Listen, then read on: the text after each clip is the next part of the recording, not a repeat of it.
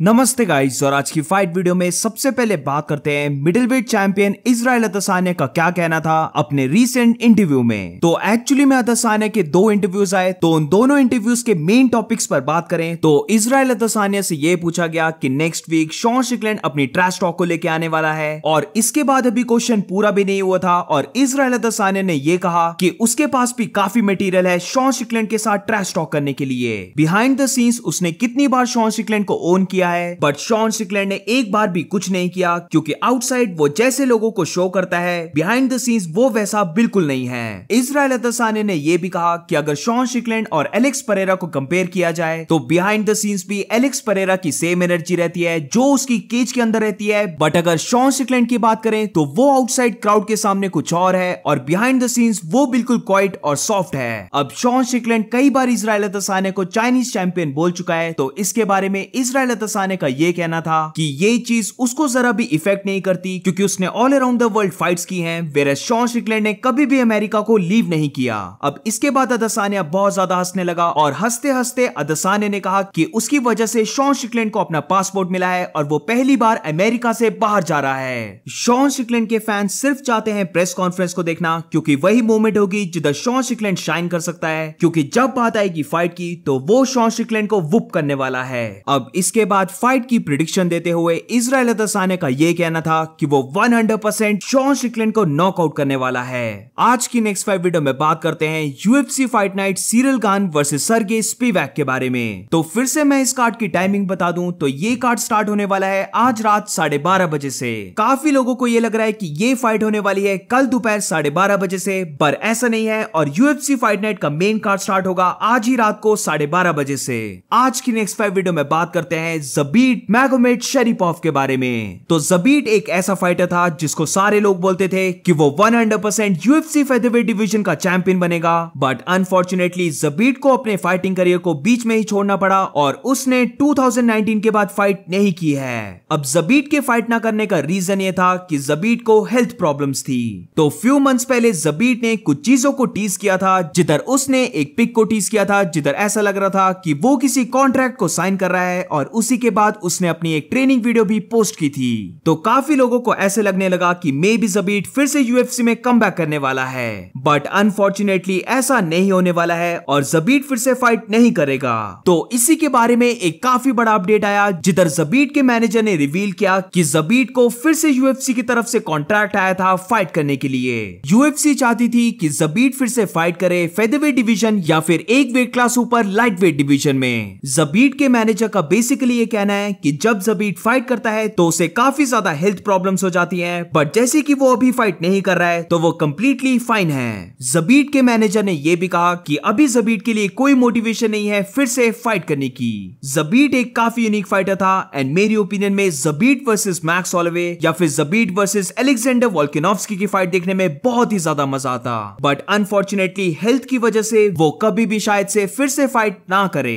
आज की next fight video में बात करते हैं माइकल चैंडलर के बारे में, जिधर माइकल चैंडलर ने एक वीडियो पोस्ट की जिधर काइंड ऑफ उसने कॉर्नर पर जैब लेने के लिए खुद की रेसलिंग और हबीब की रेसलिंग को कंपेयर किया है। तो इस वीडियो में हम देख सकते हैं कि हबीब ने कॉर्नर पर सिंगल लेग टेकडाउन का अटेम्प्ट किया, वेयरएज दूसरी तरफ माइकल चैंडलर ने भी सिंगल लेग टेकडाउन का अटेम्प्ट किया है डस्टिन पोरिये पर। हबीब और माइकल चैंडलर एक टाइम पर ऑलमोस्ट सिमिलर पोजीशन में आ गए थे, जिधर डिफरेंस इस वीडियो का ये है कि हबीब कॉर्नर को टेक डाउन नहीं कर पाया, बट दूसरी तरफ माइकल चैंडलर ने डस्टिन पोरिये को लिफ्ट किया और स्लैम किया।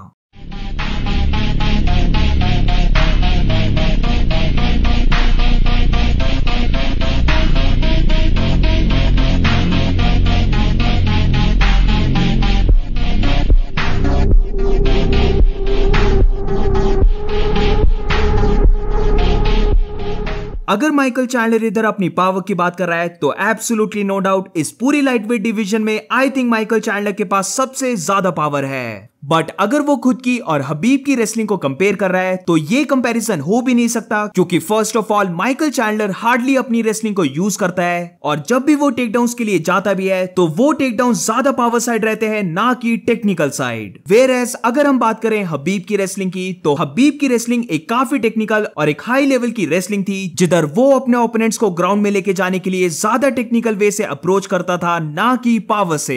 इसी के साथ माइकल चैंडलर को यह भी नहीं भूलना चाहिए कि इस लिफ्ट के फ्यू ही मिनट्स के बाद Michael Chandler completely cash out हो गया था और डस्टिन पोरिये ने उसे सबमिट कर दिया था। ऑल्सो मेरी ओपिनियन में कॉनर का टेकडाउन डिफेंस ज्यादा बेटर है as compared to Dustin Poirier. But yes, अगर डस्टिन पोरिये की जगह कोई और फाइटर भी होता या फिर कॉनर भी होता तो माइकल चैंडलर कॉनर को भी इसी वे से पिक कर देता, क्योंकि माइकल चैंडलर इधर टेक्निक से ज्यादा पावर को यूज कर रहा है और माइकल चैंडलर के पास ये रॉ पावर बहुत ज्यादा है। आज की नेक्स्ट 5 वीडियो में बात करते हैं new bantamweight champion Sean O'Malley के बारे में। तो रिसेंटली शॉन ओमेली ने ट्वीट किया कि जस्ट अभी उसकी कॉन्वर्सेशन हुई है शुगर स्टेट एथलेटिक कमीशन से और जल्द ही एक काफी बड़ी अनाउंसमेंट होने वाली है। और इसी के बाद शॉन ओमेली ने एक और ट्वीट किया जिधर उसने कहा कि वो और ज्यादा वेट नहीं कर सकता फिर से मार्लिन चिटोवेरा को बीट करने के लिए। ऑल्सो इसी के साथ अपने पॉडकास्ट में शॉन ओमेली ने यह भी कहा था कि ये काफी इनक्रेडिबल होगा कि वो UFC 296 की को मेन इवेंट में फाइट करे और मेन इवेंट हो कॉनर मैकग्रेगर। पर शॉन ओमेली ने यह भी कहा कि जरूरी नहीं है कि वो को मेन इवेंट में ही फाइट करे, क्योंकि वो खुद का भी एक मेन पेपर-व्यू जनरेट कर सकता है। ऑब्वियसली वो पेपर-व्यू कॉनर मैकग्रेगर के पेपर-व्यू से बड़ा नहीं होगा, बट अभी अगर हम UFC में देखें तो उससे बड़ा पेपर-व्यू कोई और फाइटर जनरेट नहीं कर सकता। तो शॉन ओमेली की इन बातों से ऐसा लग रहा है कि मे बी शॉन ओमेली दिसंबर UFC 296 में फाइट करे और क्वाइट पॉसिबली उसका ओपोनेंट हो सकता है मार्लिन चिटोवेरा। शॉन ओमेली ने मार्लिन चिटोवेरा को जिस ट्वीट में मेंशन किया उस ट्वीट का रिप्लाई देते हुए मार्लिन चिटोवेरा ने कहा beat your chin with this nuts. अब इसी के बाद शॉन ओमेली और हेनरी सेहुडो के बारे में बात करें तो शॉन ओमेली ने हेनरी सेहुडो को ट्रोल करते हुए उसकी और डैना व्हाइट की एक पिक डाली और उसके कैप्शन में लिखा कि उसने बात की है बॉयज के साथ और उन सब ने डिसाइड किया है कि वो हेनरी सेहुडो को UFC से बाहर कर रहे हैं। अब हेनरी सेहुडो अपनी रिटायरमेंट को एंजॉय करे और अगर उसको रेसलिंग डिफेंस सीखना है तो वो फिर उसको कॉल कर सकता है। तो शॉन ओमेली का ये ट्वीट काफी फनी था, बट इसी के इक्वल हेनरी सेहुडो ने भी इस ट्वीट का रिप्लाई देते हुए कहा कि शॉन ओमेली एक वॉकिंग टैम्पॉन है। एल्जिमेन स्टर्लिंग काफी बिजी था अपनी रम कंपनी को लॉन्च करने के लिए और शॉन ओमेली के जेंडर को आइडेंटिफाई करने के लिए। मार्लिन चिटोवेरा उनकी फाइट में सिर्फ एक चीज लेके आता है और वो है शॉन ओमेली से भी बुरे टैटूज। इसके बाद शॉन ओमेली ने ट्वीट किया कि जस्ट अभी उसको याद आया कि हेनरी सेहुडो कितना ज्यादा शॉर्ट है और जब उसको ये याद आया तो वो बुरी तरह से हंसा। और इसका रिप्लाई देते हुए हेनरी सेहुडो ने कहा कि शॉन ओमेली का टैटू वाला फेस एक पब्लिक बाथरूम के स्टॉल की तरह लगता है। So that's it for today guys. आज की फाइट वीडियो में बस इतना ही। अगर आपको वीडियो अच्छी लगी हो तो please make sure to like and subscribe. मिलते हैं नेक्स्ट वीडियो में।